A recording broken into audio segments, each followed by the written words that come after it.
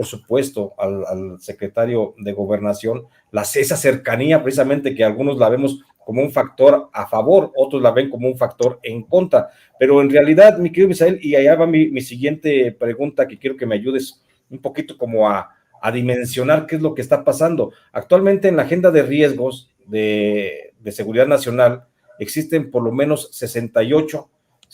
focos rojos que considera pues la mesa de gobernación, que considera que podrían afectar la gobernabilidad en el país, temas que van desde narcotráfico, grupos subversivos, grupos armados,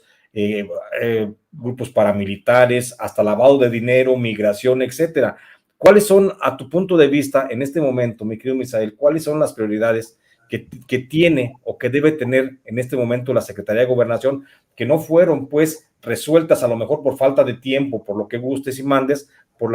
la hoy senadora Olga Sánchez Cordero? Hay temas que se están trabajando, como te decía, hay muchos temas que se han arrastrado históricamente y que ahora pues el problema le queda al actual gobierno de México, que es normal, pues era lo que se venía esperando. Uno de los grandes retos es el tema migratorio. Hemos estado escuchando precisamente ayer en tu programa de Analizando la Nota, hablaban en Tapachula del problema que existe con más de 100,000 migrantes que están ahí varados en Tapachula porque no se les deja avanzar, pero eso también es una situación que los gobiernos anteriores pues no implementaron ninguna política para poder establecer ya una barrera y poder fortalecer la frontera sur de México. Tenemos una frontera sur que a vivas voces y que en el Vox Populi se sabe que todo entraba por la frontera sur, muchísimas prendas ilegales, productos ilegales o que no pasaban como debería ser las aduanas, además del tráfico de indocumentados, que es algo que pues ahora está visualizándose en la frontera sur, pero que pues parte de la política del gobierno de Andrés Manuel es no permitir que lleguen hasta la frontera norte, donde el conflicto todavía se recrudece más porque pues esta gente que ya ha cruzado toda la República Mexicana, pues seguramente más de 2,500 kilómetros para llegar hasta la frontera norte, tiene ya una esperanza y se quedan varados también dentro del territorio mexicano. Es importante también destacar pues que se han hecho grandes esfuerzos para evitar este flujo migratorio porque también es una cuestión humanitaria. El hecho de que esta gente se encuentre en condiciones muy deplorables y que el trato que le da el gobierno de México, pues siempre ahora ha buscado que sea un trato humanitario. Es una paradoja que se tiene ahí, ¿no? Del tema de la migración. Otro de los grandes temas, sí se puede hablar finalmente la Secretaría de Gobernación en los sexenios anteriores, pues era una secretaría impositiva, ¿no? Que era controladora, que era donde estaba también el yugo del gobierno y que pues de ahí operaban las acciones violentas de la Secretaría de Seguridad Pública o las acciones de la que era entonces la Procuraduría General de la República, que buscaba ser muy tendenciosa desde los gobiernos panistas. Y bueno, este tema ha cambiado también, ha evolucionado. Sabemos que está ya una subsecretaría dedicada precisamente a la atención a los derechos humanos. Entonces, se ha humanizado la Secretaría de Gobernación, se le ha puesto una cara ciudadana, y esto también ha permitido que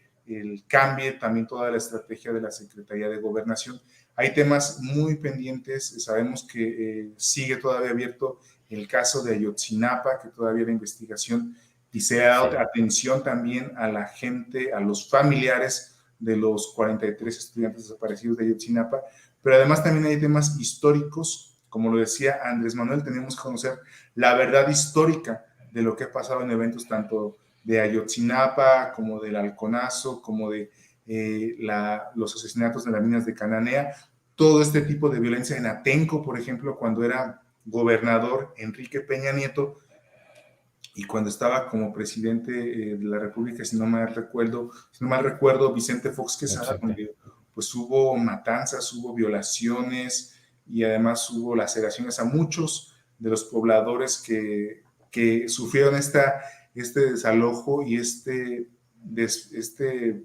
violencia que se dio también en contra de profesores, y también desde la Secretaría de Gobernación pues se operaban los enfrentamientos contra los profesores. Sabemos que ahora pues hubiese intervenido en un gobierno priista cuando se hubiera dado una situación de que llegan, como llegó Andrés Manuel a Chiapas y que lo retuvieron durante varias horas los profesores de la CENTE, pues si hubiera sido un gobierno priista, desde la Secretaría de Gobernación se hubiera provocado ahí un desalojo, un enfrentamiento en contra de ellos, ni siquiera los hubieran dejado llegar, hubieran puesto estas barreras que ponen de metal. Este tipo de cosas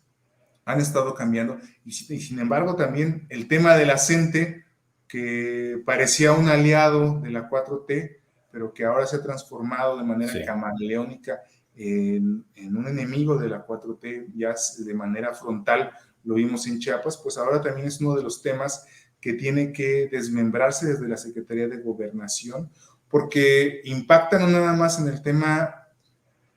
más importante, que es la educación. Todos estos profesores que reciben un salario que deberían estar devengando frente a las aulas, pues se lo dedican este tiempo para estar en manifestaciones y en marchas.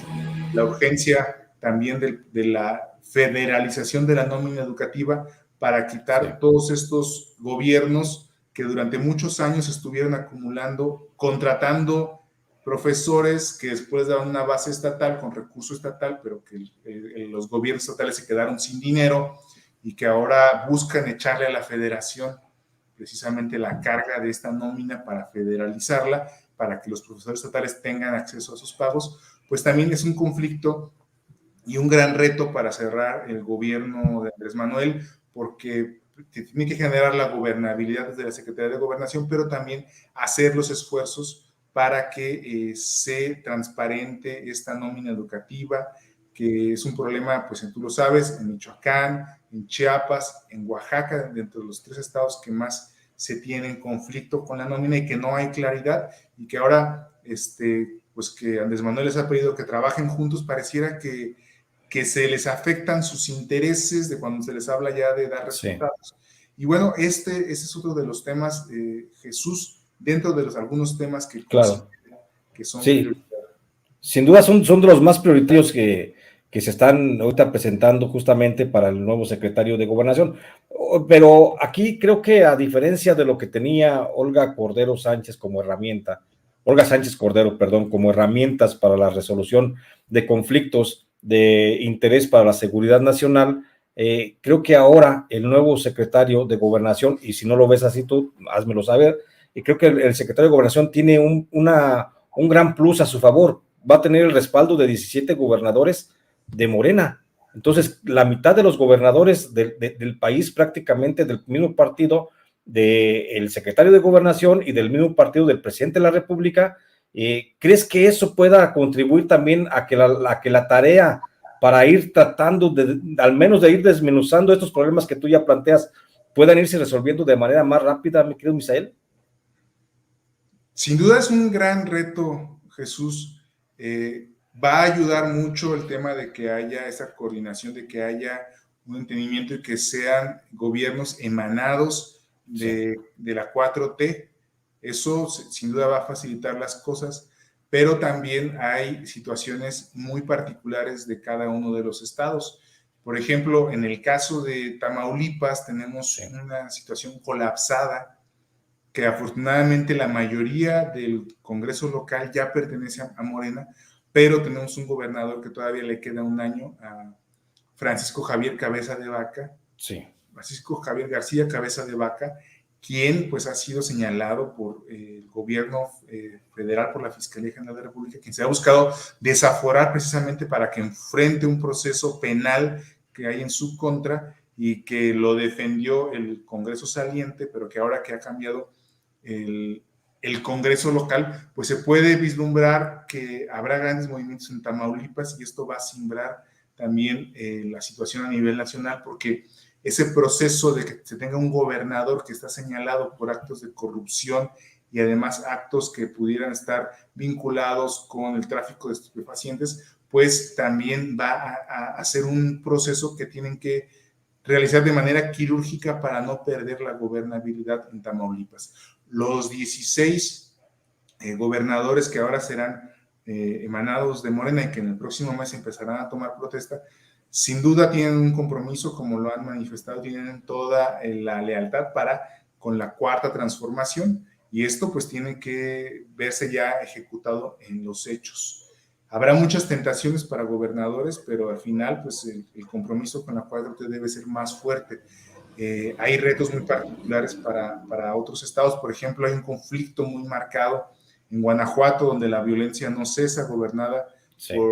por panistas, donde se ha habido muchas confrontaciones, donde tiene que sin duda darse ya un carpetazo, un manotazo para generar una estrategia de seguridad ahí. Y bueno, volvemos al tema de Michoacán, no porque seamos michoacanos, pero en Sí. Zamora también es la ciudad más violenta del país. Sí. Y bueno, pues hay que contrastarlo, que también resulta que el gobernador Silvano Aureoles Conejo, pues siempre ha estado en contra de Andrés Manuel, en contra de todo lo que huela a Morena. Y hay que recordar al auditorio, pues que desde el gobierno de Michoacán se han desviado recursos para apoyar a Latinus, esto a raíz de la investigación que se realizó en el portal de Sin embargo MX. Entonces, pareciera que ya está dado el tema aquí en Michoacán, pero falta una transición en Michoacán que se ve muy áspera, muy rugosa, porque a pesar de que ha habido mesas de transición en el gobierno, pues no ha habido avances reales. Seguramente el gobernador Silvano Aureoles Conejo está esperando a que suceda un milagro, ¿no? Y que de alguna manera su candidato pudiera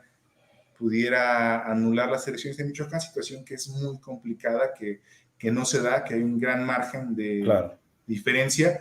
y así en diferentes estados, ¿no? Finalmente, sí ayuda, respondiendo a tu pregunta, sí ayuda que se tengan gobernadores, pero también hay que saber que los gobernadores que llegan son gobernadores que llegaron en un proceso de transición donde tuvieron seguramente que haber sumado a muchos actores políticos que ya no pertenecían o que decidieron dejar de pertenecer a los gobiernos que estaban actualmente en funciones, y que esa transición pues también obliga y genera compromisos para integrarlos en este gobierno próximo que inicia para estos estados, 11 gobernadores, y que de ahí será una transición que